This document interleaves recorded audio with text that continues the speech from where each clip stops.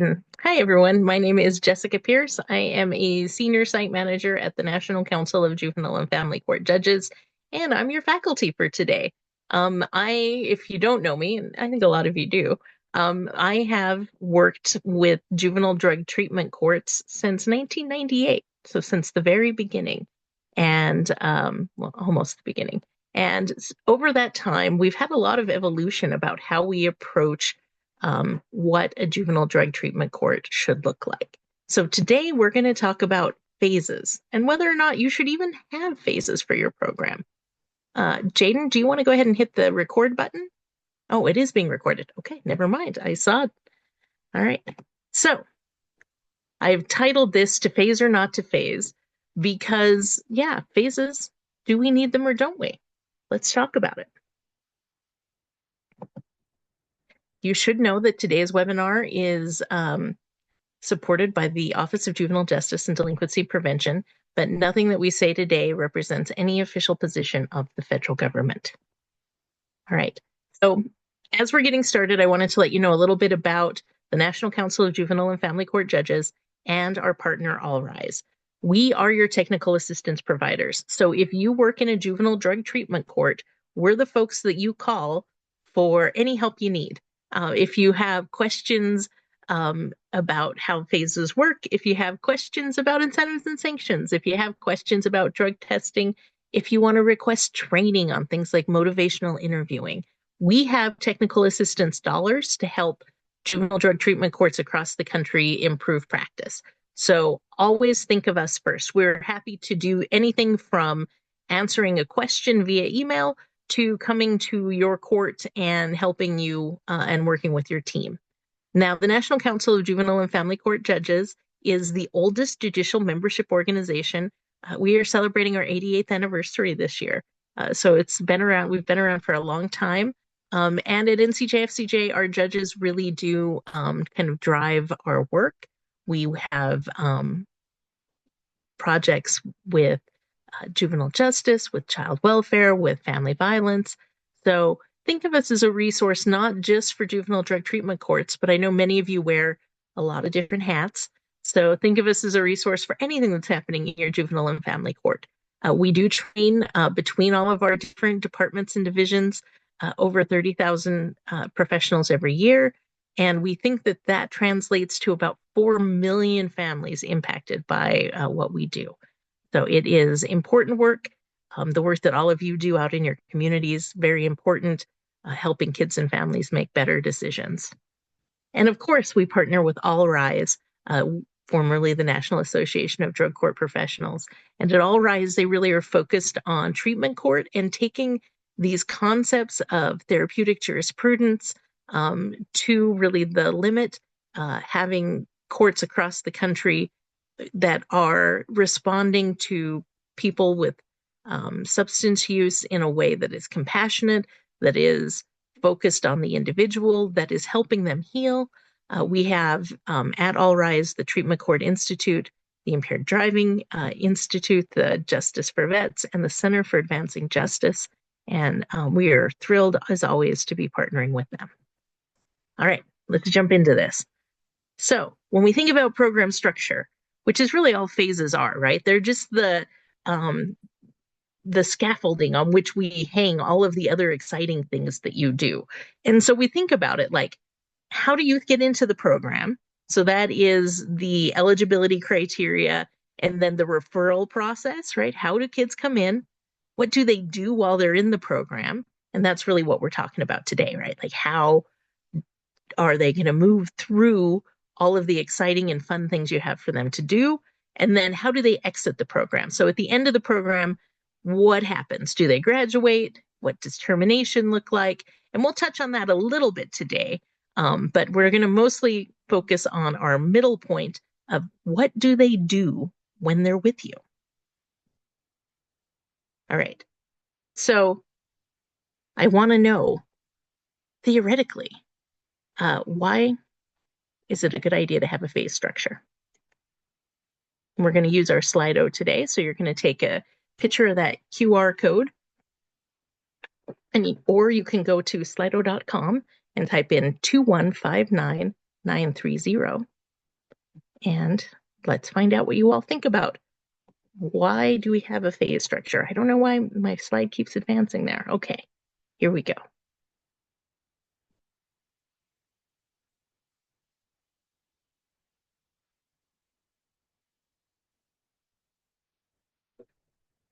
And if you're not able to use the Slido for some reason, go ahead and put your answer into the chat. Okay, to chart progress. Great, okay, I like that. Motivation, to measure progress, to help you move through the program in a structured way, to track progress, to ensure proper treatments are being used, measure progress, to give concrete goals for the youth to complete, break down the goals into manageable timelines. Oh, I like that one. To help kids know where they are and to measure their progress. It helps encourage the participants to participate, makes it easy for them. To give youth structure, and I think also to give the team structure, right? To avoid subjectivity, being objective based, to see where kids need more support, manage timelines. Okay, so you have a pretty good idea of why you might want a program structure. And I have to tell you, we at the training and technical assistance, on the training and technical assistance side, we really debated for a while about whether or not like you have to have phases, because we talk so much about individualized programming, and people sometimes get a little bit confused about how do we do individualized while also being fair and consistent and also within our structure of phases, right? There's lots of different pieces that are going on there that people are trying to keep track of and thinking about how to help young people. And for a while, we actually asked teams to kind of experiment a little bit to see what it might look like if they didn't have phases. That this has been now about 10 years ago. We had what we called the Learning Collaborative. So we had courts that had volunteered to experiment, not just that we were just sending out emails telling people to try this. But what we found is that people had a hard time moving away from phases. And it didn't necessarily make sense to not have them because it is an overarching kind of way to collect all of the different parts of your program, right? And so it made people really confused, and they struggled to think about what things would look like without phases. So what we decided to do is that we're going to talk more about how to make phases make the most sense for you and for your youth and families. So we don't have any research though. Like sometimes when we talk, I can tell you, here is the research that I know for sure is the correct path, right? And we can do that with our eligibility criteria. That's the one where we have the most research. We know that we want to take youth who are 14 years or older, moderate to high risk of reoffending with a substance use disorder.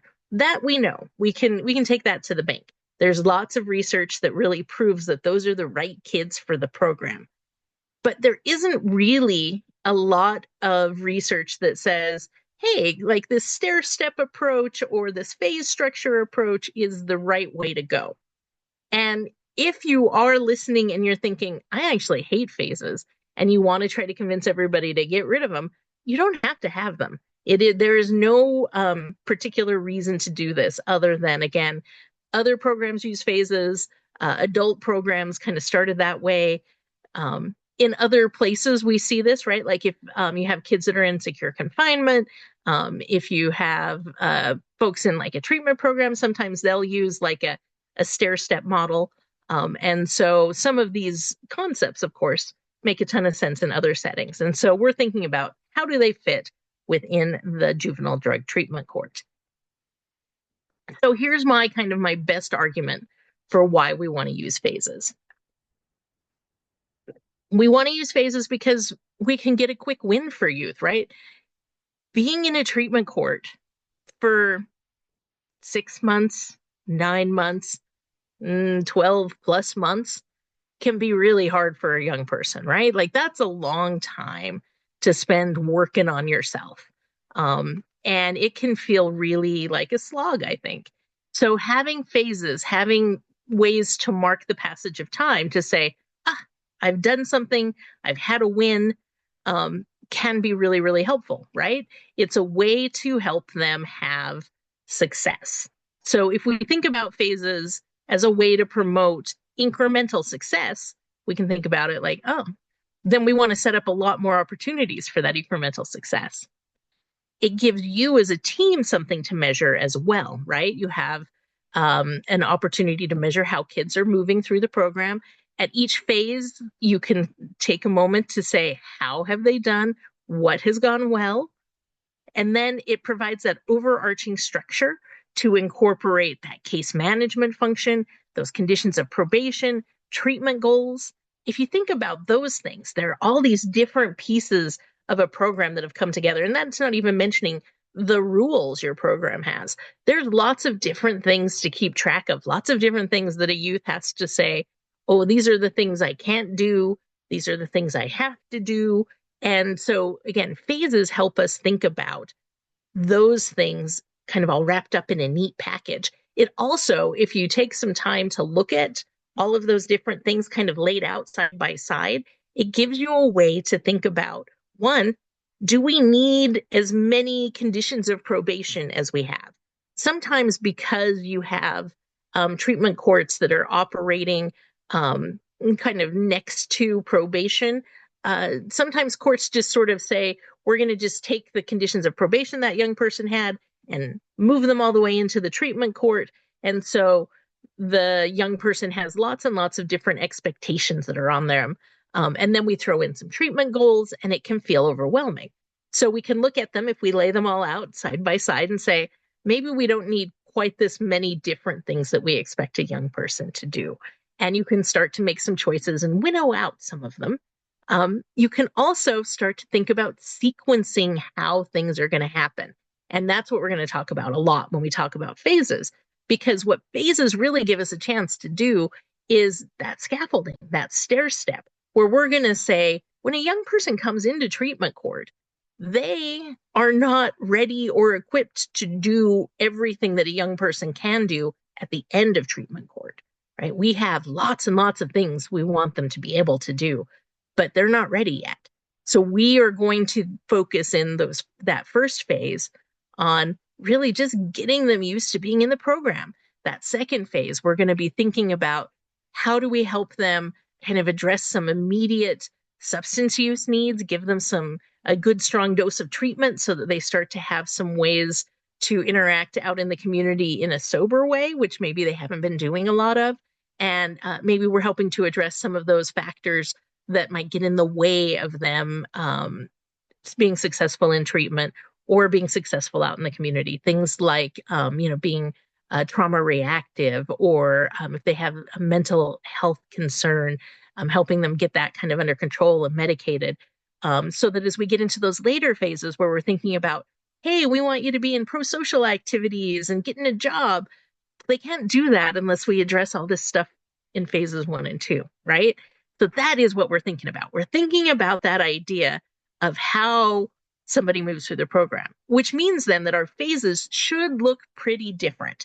And right now, when I come out to visit courts, sometimes that's a thing that I notice is that phases don't look that different. There's a lot of the same kinds of expectations from phase to phase to phase. And some things would be like a running thread throughout a phase, of course, where you have to come to court.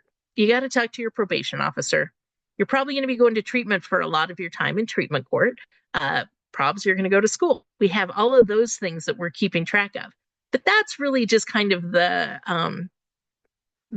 maintenance, the showing up part of this. It's when kids have real goals, where they're working toward behavior change, that's what our bread and butter looks like in treatment court. So the other thing that you got to think about is that there's a real difference, not just between what happens in each phase, but what teams should see and what youth and families should see. And this is, I think, one of the things that teams create a structure that makes tons of sense to them and very little sense to youth and families. We have lots of expectations in a team setting about like timelines. We say phase 1 will be 30 days. Phase 2 will be 60 days. Phase 3 will be 90 days. And I bet you've had, if you have those kinds of, we think that this is going to last 60 days. I bet you have youth who get to like day 61 or 62 or 70, and they're like, hey, I thought you said this phase would be 60 days. Why am I still in phase two? And of course, it's because they haven't finished all of the things that they have to do. And so it's much better and easier if we tell youth and families what has to be accomplished before moving to the next phase, rather than saying, hey, this is 60 days, right? You can say, usually people move through this phase in about this period of time, but it's about completing these activities. And lots of courts now have like little checklists that kids have to do, a checklist for maybe the whole phase, or a lot of times just a checklist for things that have to get done between one court appearance and the next. And that is how we make these ideas that we have for phases and for structure super concrete, so that you know as a youth or as a parent what's expected from week to week to week. It's a little bit like when you start a college class and they give you the syllabus at the beginning of the year, and it kind of lays out everything that's going to happen in class. So you have that as your kind of guidebook. But also, I mean, my professors at least always gave us reminders about, hey, don't forget next Tuesday is the test, right? So you have this way of knowing everything that's expected, but then you get those little reminders along the way of what you got to do. All right. So when we think about your program, and you can go back and do some revamping of programming anytime you want. You're not ever locked in to this treatment court and this structure if you don't like it. Many, many, many people who are on our webinar today, maybe all of you, are in a treatment court that you didn't design.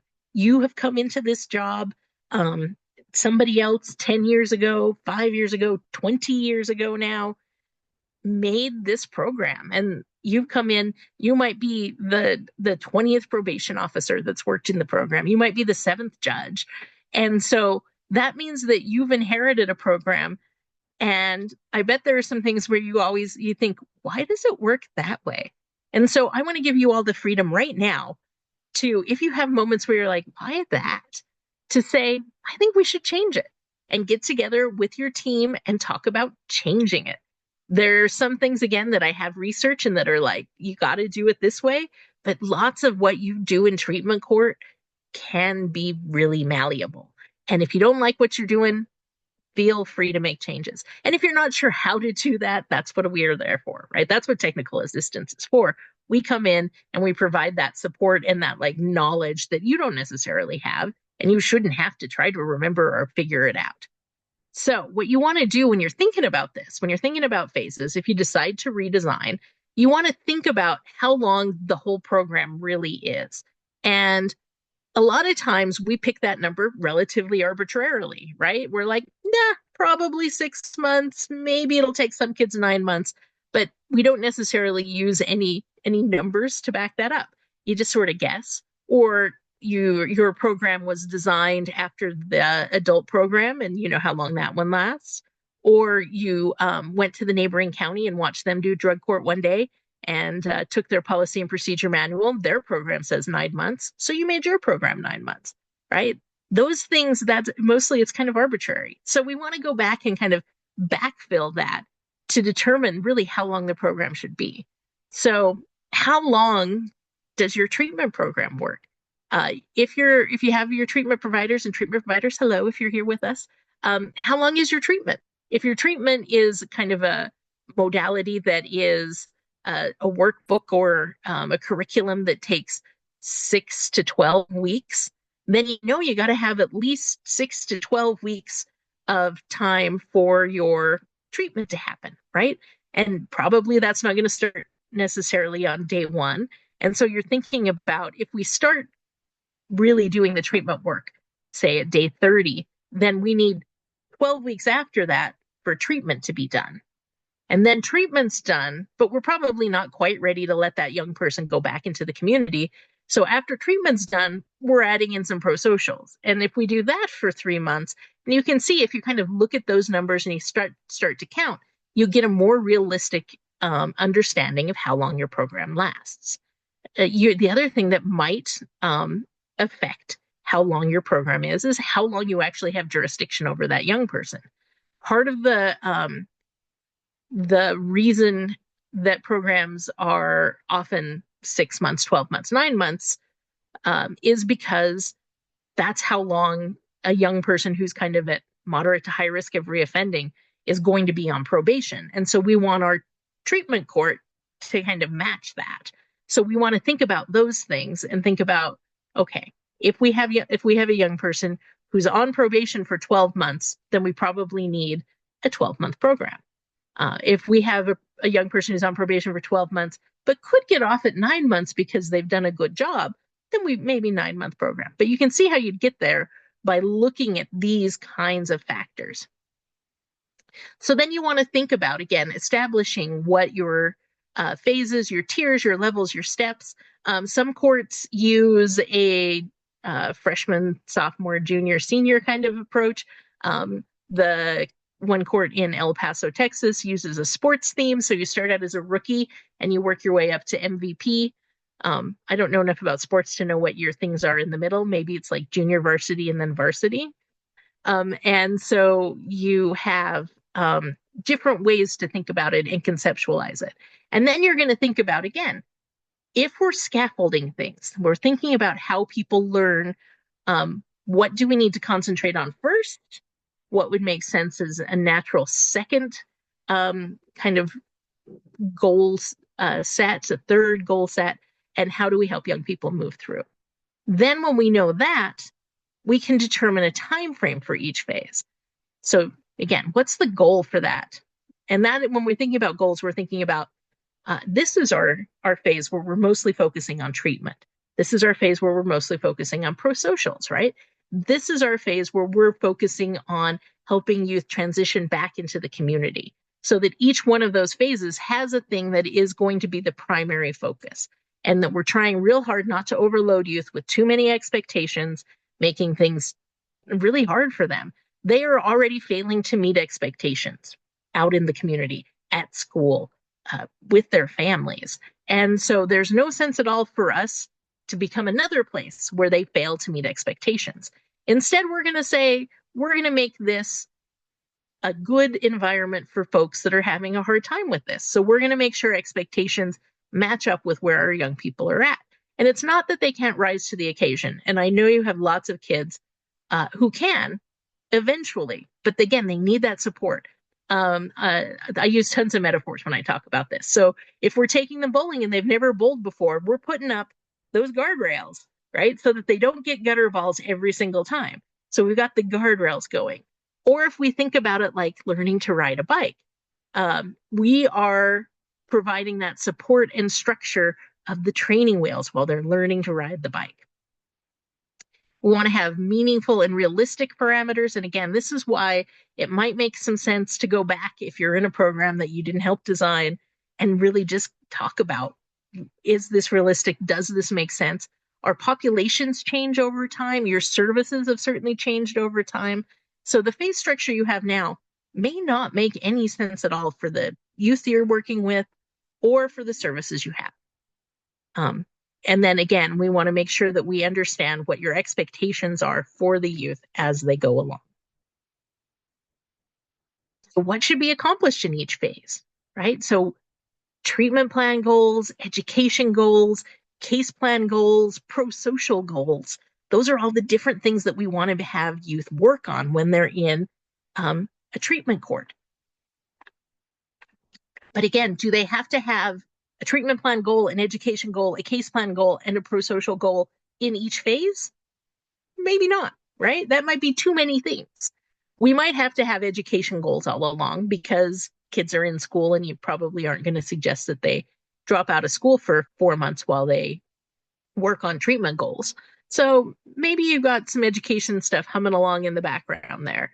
But otherwise, these other things we can think about as being complementary of each other, and some things can take more of a precedent than other things.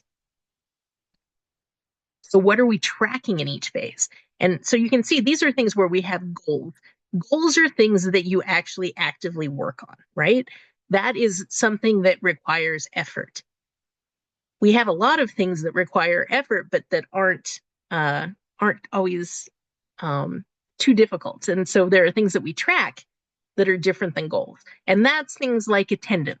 We spend a ton of time making sure kids are where they're supposed to be, doing what they're supposed to do. So we have court attendance, treatment attendance, school attendance, probation check-in. Those are all things where we're tracking them, we're responding to them, but we don't want to get too hung up on those things when we really want kids to be focusing on this goal attainment piece. So those things, the attendance, that's stuff that we want to check off. We want to reward when kids are doing what they're supposed to. And then we want to make sure that we respond proportionally when kids kind of maybe aren't showing up. This is why when we talk about incentives and sanctions, we often talk about a point level reward system, because when we use points, then kids just earn kind of a point for going to court, going to treatment, going to school, so that they're getting rewarded for the thing they're supposed to do.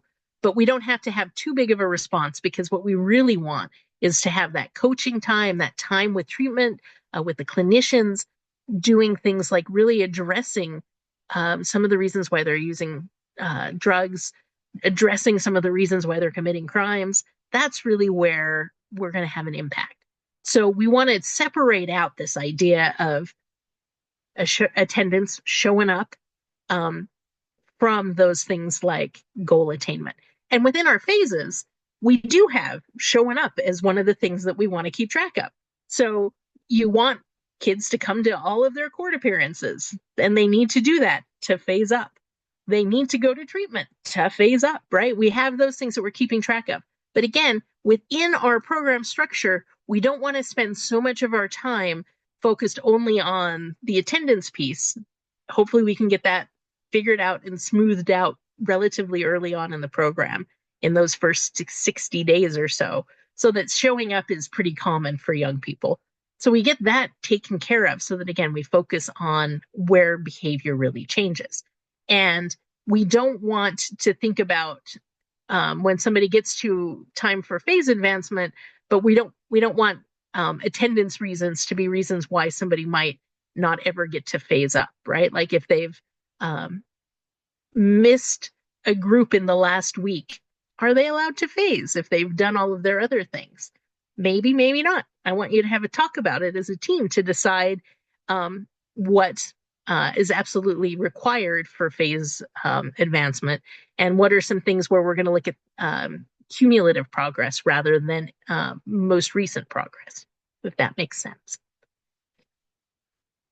So how do we, within this structure then, how do we make things really individualized? So for all of your kids, they're all going to be getting points. They're all going to be getting counted for attendance stuff.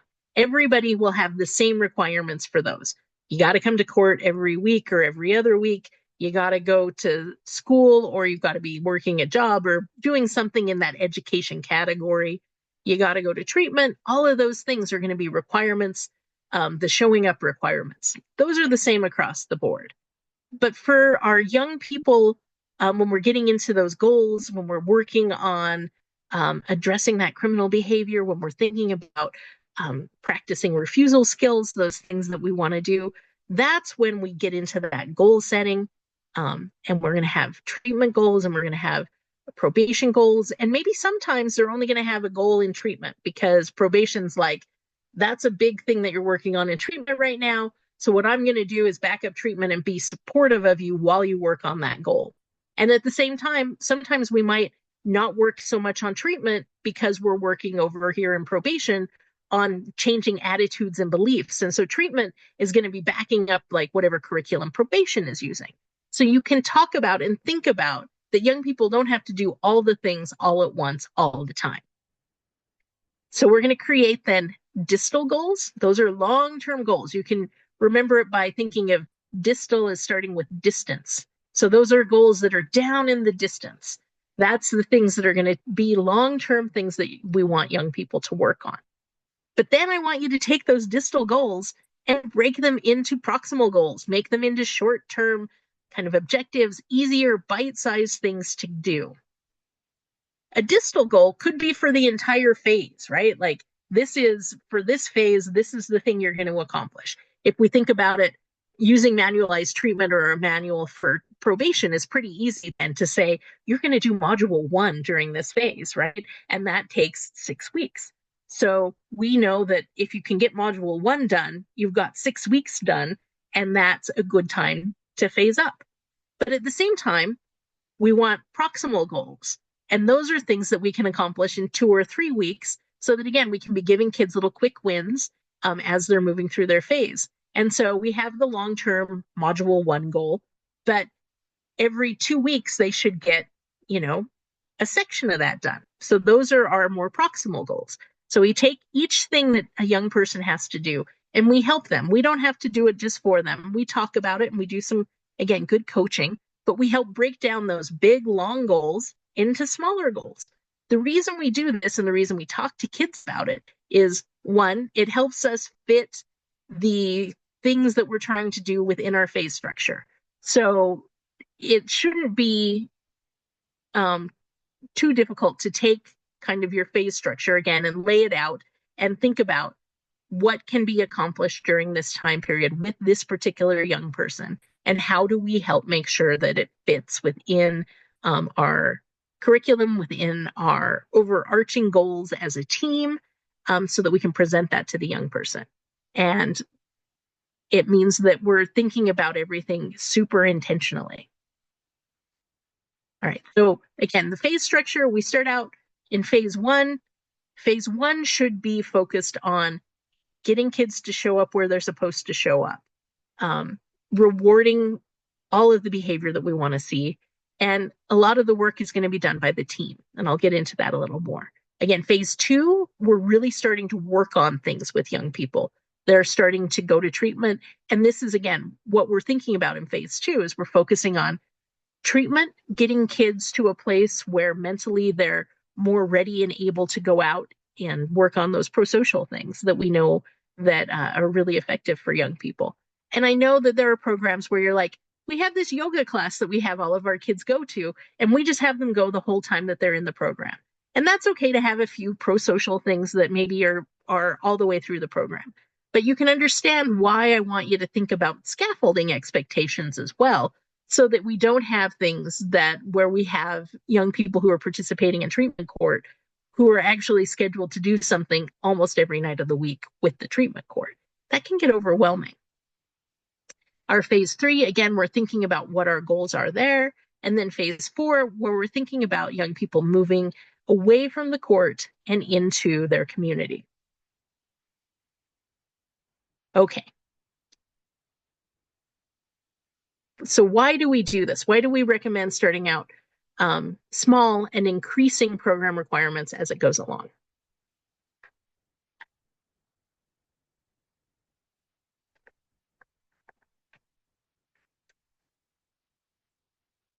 To Slido again, we're going to scan the QR code or go to slido.com.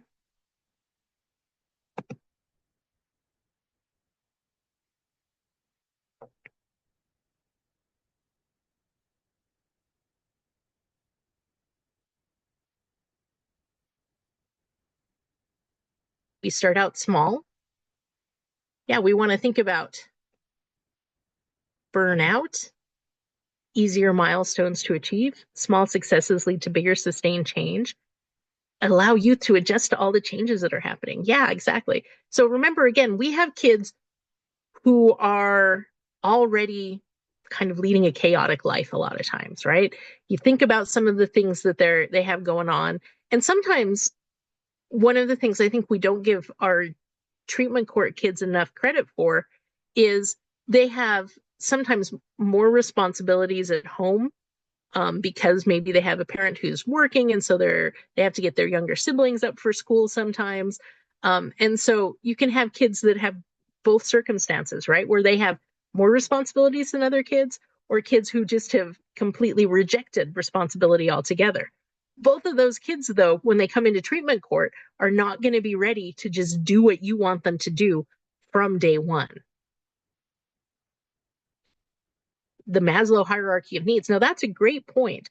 When we think about that phase one, another thing we should be really working on is making sure that as a team, hopefully you know how stable that young person's like life situation is. Do they have a stable place to stay? Do they have enough to eat? Do they have ways to have clean clothes and clean bodies? All of those really basics. This first phase gives us a way to know that, and to address those things even before we talk about anything else. And so I think that's totally right, and a great point. And when we think about that, we call those things a lot of times like responsivity factors, because there are some things that we have to address before somebody can feel like, okay, now I'm ready to work on myself, right? They have to feel safe. They have to feel like, again, they know when they're going to eat. They are not worried about conflict within their family sometimes. They aren't worried about those other responsibilities because we've helped them figure out a way to address some of those. So I like that. Yeah, so you have all of this great understanding of where kids are going to be at the beginning of the program. So I want you to take this lens then, and I want you to shine it on your faces. And I want you to ask yourselves, when we have a young person who comes into the program, are we actually kind of honoring this idea that they are going to come in and need extra support? Or are we still just kind of throwing everything at them? All right. So again, think about it like riding a bike. We are helping these young people adjust to adulthood, and we are going to be providing them support. And so now I'm going to get super specific. If we think about phase one, we can call it the readiness, the stabilization, the preparation, the orientation. This is a huge level of structure. This is where we are wrapping all around the young person and finding out as much as we can about their circumstances. We're focusing on that transition toward compliance. So we just want kids to show up. I don't think you should sanction for for positive drug screens during phase one, for example. Like, why would we expect a negative drug screen when a young person hasn't had any treatment at all and has no skills yet to stop their substance use? So we're focusing on showing up. We just want them to come and do like all of the paperwork, the intake, doing at treatment, the assessment that has to get done for that substance use disorder stuff. And just showing up. Somebody is probably not, if they come to their first treatment group, going to share in that first group. We just want them to be in the chair. For education, a lot of times we're spending a lot of phase one trying to sort out what's happened with their education, right? Because a lot of the kids, when they come into the program, not enrolled in school, and maybe have 3 credits, they've got lots going on. This phase is just a way for the team to kind of figure out those logistics, getting youth ready to participate so they're becoming more sober. You're trying to build that trust with the youth and the families. This is why, again, we're thinking about not doing a ton of, I don't think there are a lot of circumstances that require a sanction in phase one, especially if it's this first 30 days. So we're building that trust. We're giving lots of praise, some solid incentives for saying, we know that this is going to be weird. We just want you to show up. We're having lots of communication between all of the different agencies. And again, this is mostly the team doing all of the work, because your kids and families aren't ready to do this work. If they could do this, they wouldn't need the treatment court. So then we go into phase two. And this is when we're doing engagement, involvement. Hopefully we have kids that are starting to perform. And at the end of this phase, we're going to start to see some change. So we're moving to participation. So that first 30 days, maybe into that first 60 days, we just want kids to be in the chair at group. But then by 90 days, 120 days in the program, we want them to start to actually talk in group, right? We want participation. We want them to start developing skills. We're focusing again on that treatment aspect. We might have some limited number of activities going on here in phase two. But again, we're recognizing that the young people are not yet ready to go. So in phase one, we're thinking about, if we think about our learning to ride a bike metaphor, Phase one is where they have the training wheels on. Phase two is where you're holding on to the back of the bike. So the team is still there guiding the youth and families, right? You still are very, very involved. We want to think about if they're in, hopefully, we've now got them in school somewhere in phase two. And then you can start to say, what would you like to do while you're in school? Are there ways to improve grades? Those kinds of things start to happen here. Then we move into our phase three. This is where we have enrichment, development, and this is where they get to start practicing sustaining the change. So probably in phase three, treatment will end. Treatment does not have to last the entire time a young person is in the program. Now, it may be that they have other needs that a treatment provider might start to address, but a dose of treatment for wherever they're at with their substance use, where they're at with their substance use disorder, probably will be wrapping up somewhere here in phase three, and that's okay.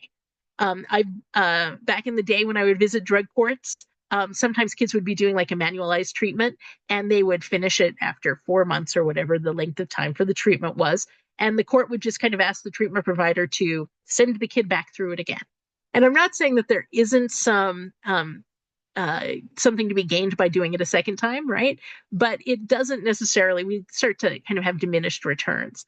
And this is, again, a chance to start to replace some of those treatment activities with pro-social activities. And the literature is really clear. Those pro-social activities are really where kids are we're going to have the best chance for them to change and start to become, again, those adults that we want them to be. So we want to have them thinking about employment. This might be a time for them to do a volunteer project. I know there are some treatment courts where youth have a volunteer project they have to do to complete. This might be where you're thinking about that. Maybe they're doing job training. So we're enriching those community connections. So hopefully we've got some youth participating in clubs, sports, youth groups. And of course, the only reason they're able to do that is because of all of the work that you've done up to this point. They have practiced, and they're feeling like they can be out in the community, and you're feeling comfortable with them out in the community. We don't have prosecutors that are like worried about letting the drug court kids go out into the community to participate as volunteers for like the Cinco de Mayo carnival or whatever, right? Because they're like, yes, these kids at this phase, we're feeling pretty good about. Of course, kids are going to have ups and downs, but we're feeling more confident than not. We're really shifting accountability to the parents and to the family and to the youth themselves. And you're supporting the youth as they're taking control. So this is, again, if we're looking at our bike riding metaphor, you've stopped holding on to the back of the bike, and now you're just running along next to it in case you need to grab them. But they're riding the bike on their own.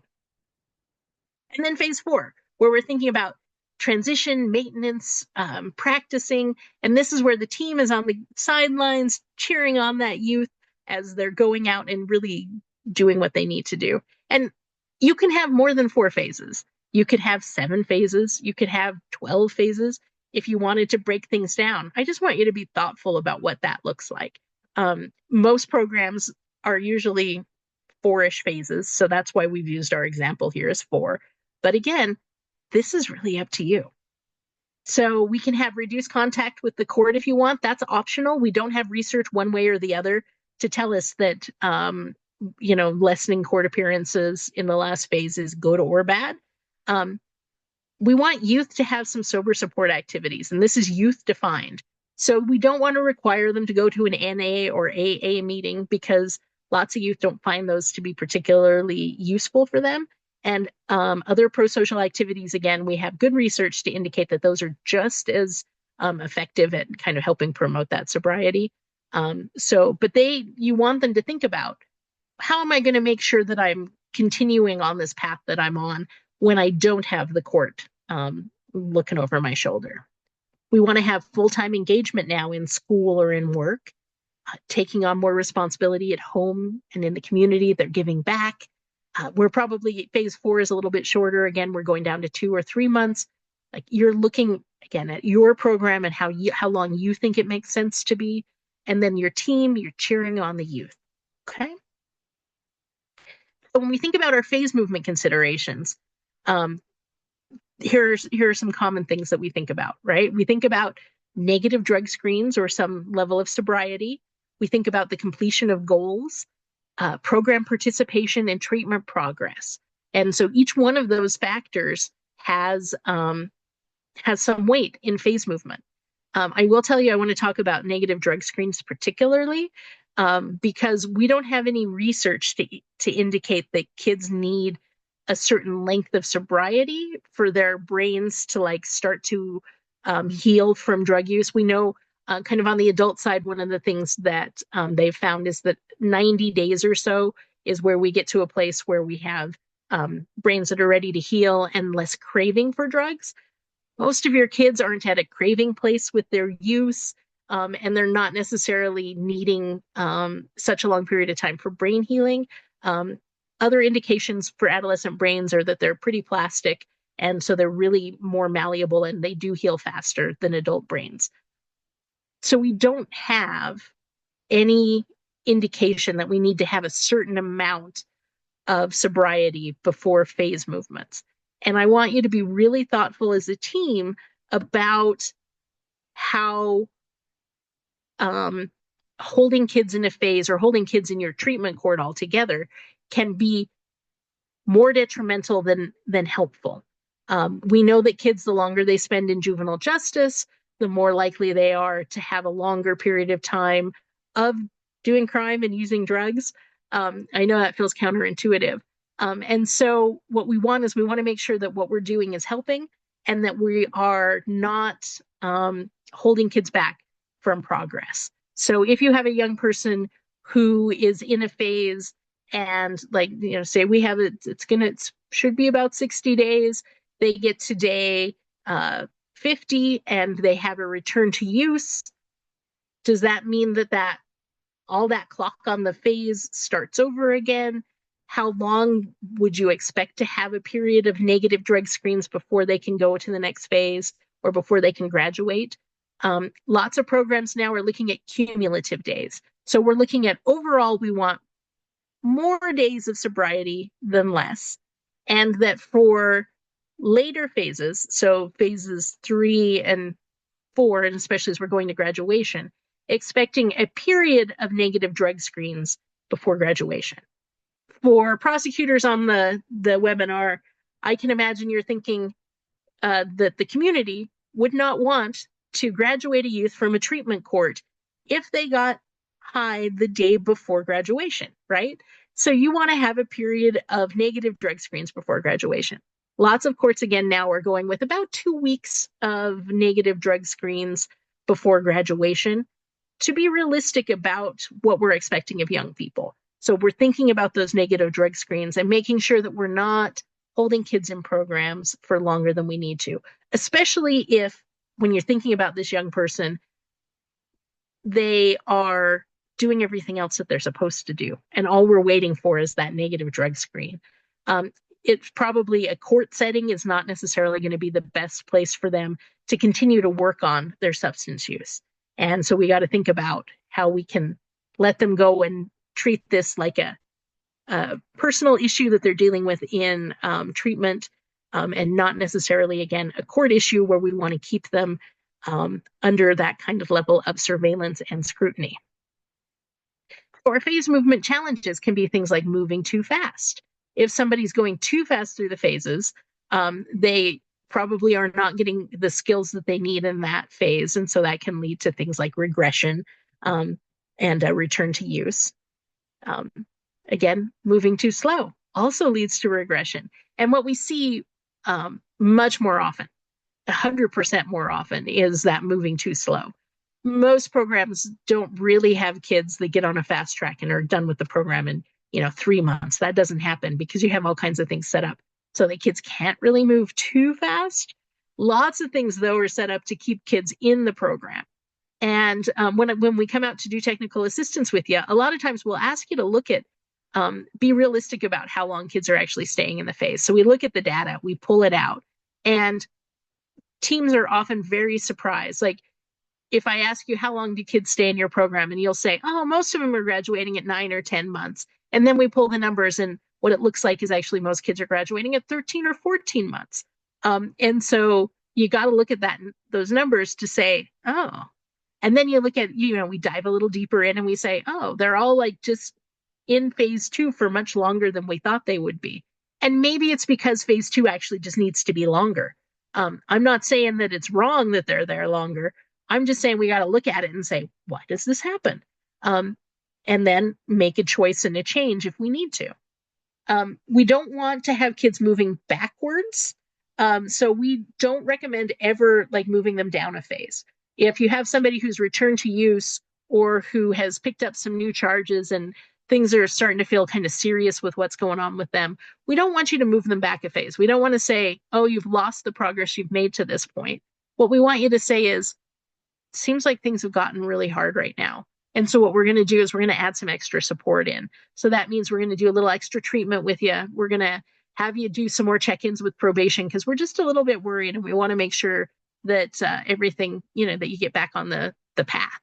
And doing it that way, just adding in things to where they're at, not taking away progress that they've already made is very helpful. The last thing to think about with a challenge for phase movement is that kids don't really understand how they're supposed to phase. And they'll think that they're ready to phase and they'll ask to phase. I bet you have some kids who are asking about phasing like every week. And what you want is you want to put it back on them. You want them to have really concrete reasons to know that it's time to phase. So that they have a checklist that they can say, on my checklist, I was supposed to attend 6 court appearances. I have done that. I was supposed to do these check-ins with my probation officer. I have them all checked off. I have been participating in group. I believe that these things mean that it's time for me to phase, right? So that there's something concrete that they're looking at that they know that it's time, not just that they've gotten to 60 days or 120 days, but that they have some concrete things that they've done. And if there's something that didn't get done, then you can say, hey, everything else is done, but we still got this apology letter that's got to get written. You said you were ready to do it, so let's do that. And then you can phase, right? So it's really, really concrete. All right, so this is, again, what it looks like, where we're doing those orientation things. We're introducing kids to that supervision. We're just really getting all of the paperwork done and helping them show up.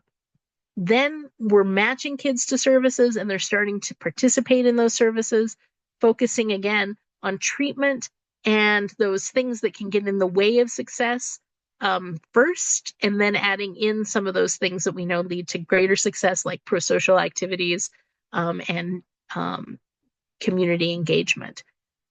When they're completing treatment, again, we're adding in more pro-social things, and then we're hoping that they can go and practice these things with the support of the court and then graduate from the program.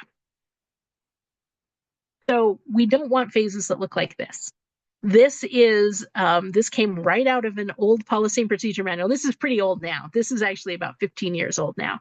But you can see that this is super concrete, but also super overwhelming and not necessarily particularly individualized, because this was what everybody was getting. They were getting 3 individual sessions per week, whether they wanted it or not.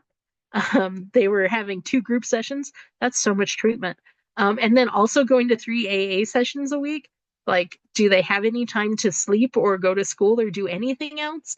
All of this is just a lot. And then we have requirements like this, like start a journal. Some kids aren't going to want to do a journal, even though we think it might be like a really cool idea. I think that should be one of those optional things, because who wants to start to sanction a kid because they're not writing in a journal? That's not going to be great. So we think about, like, what does that mean? And how can we make sure that we're not putting requirements on kids where we're going to have to respond if they don't do it in a negative way, right?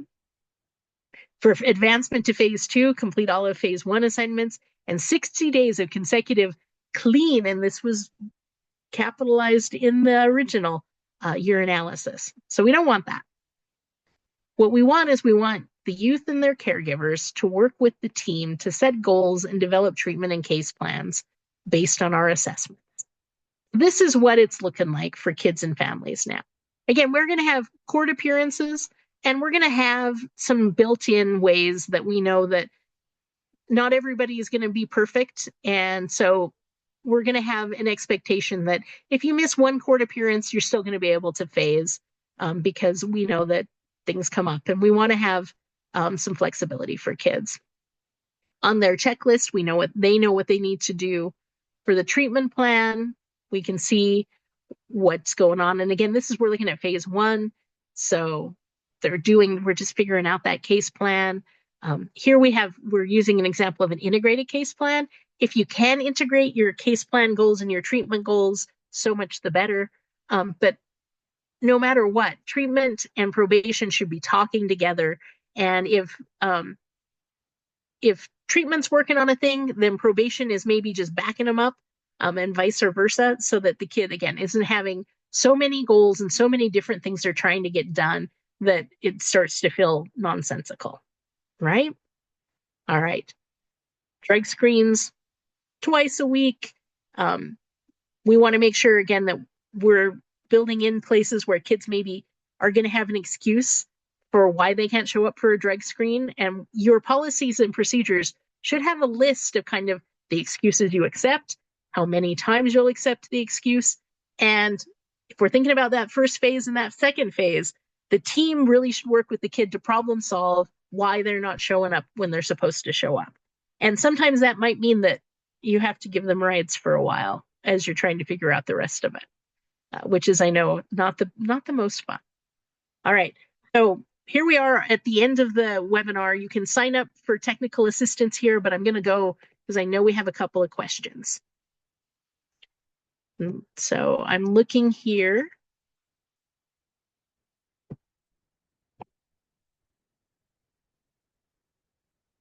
I can send you the slides. Okay. So Heather, you had our first question. So you did the MPC best assessment, and one area where you lost points is that you don't have every one of these on each case plan. And I think we need to talk to NPC because I think it could be just partly how the question is worded, or how it's showing up on like the documentation. And it may be that you shouldn't have lost points, or we may need to go back to the drawing board and have them do something a little different with the best assessment. So I will look into that. All right. Do I think that this information applies to treatment courts that focus on mental health and may get few youth with substance use issues too? So mental health courts, absolutely, this applies if you're running a mental health court and your kids are, dealing with mental health issues and less with substance use issues. The same idea of that scaffolding and that kids should, that the expectations we have for them should match up with where they're at, and that a lot more work on the part of the team needs to happen early in the program, and then slowly turning that over to the youth is still, all of those concepts still completely apply here. It's just different things are happening like on the treatment side. And lots of times in mental health courts, we don't see the same level of like delinquency needs. They're usually more high need kids, not so much high risk kids. So thinking about that as well. All right. So Stacy has some kids that are like really serious users. And so Stacy, for your program, you may end up with a longer program, right? These things that I'm using as my example are for kind of the sort of, I'm going to use the word average drug court kid. And so if you have kids that are long-term users, then your program might be, those structures might look a little different. You still probably are going to have that shorter first 30 days, but that second phase where we're trying to get them engaged in treatment and just really trying to deal with some of those other issues that they are presenting with, that might be longer. And you might need to have a couple of shorter phases so you're getting some quick wins for them there. Or you might just be really realistic about, talking to them about, this might be a minute. This is a process, but we're going to be with you every step of the way. I know there are some folks that are working with kids that are using things like fentanyl. which again, your fentanyl structure would look much, much different than this. Because when we have fentanyl, we're going to be having different requirements. And I think if you have somebody who's using fentanyl, you don't worry about basically anything else until they're not using fentanyl anymore. So we think about it that way. And so if you want to talk about what that could look like for some of those higher end kids, give us a call. And we've got some other folks that are saying that. And sometimes, yeah, you're having a hard time getting the referrals earlier. And so you have to work with the system you have. And so that might just mean that you're going to have that, where you're going to have a longer program. And lots of drug courts really are at least 12 months and sometimes into 14 months. I know there are some courts that really keep kids because you like your kids and you want them to be successful. So they do sometimes end up going into the program for even 18 months or 2 years. Can I provide more details on accumulated sobriety? So the DSM-5 uses the diagnosis of substance use early remission for 90 days. But again, that number is only for adults. So when we are thinking about sobriety, we don't have any research at all that applies to young people. So it's a hard place to be because we can't say for sure that we can point to this. I do have some literature on the cumulative days, and we will send that out to folks. We're just waiting for the publication to get approved by OJJDP. So we should have that out to everybody, hopefully in the next couple of months. All right, so that's our time. I think there's one more question that I might need to just send an answer to in an email. If you have other questions, please feel free to send us an email with them or sign up for some technical assistance. Thanks, everybody. Bye-bye.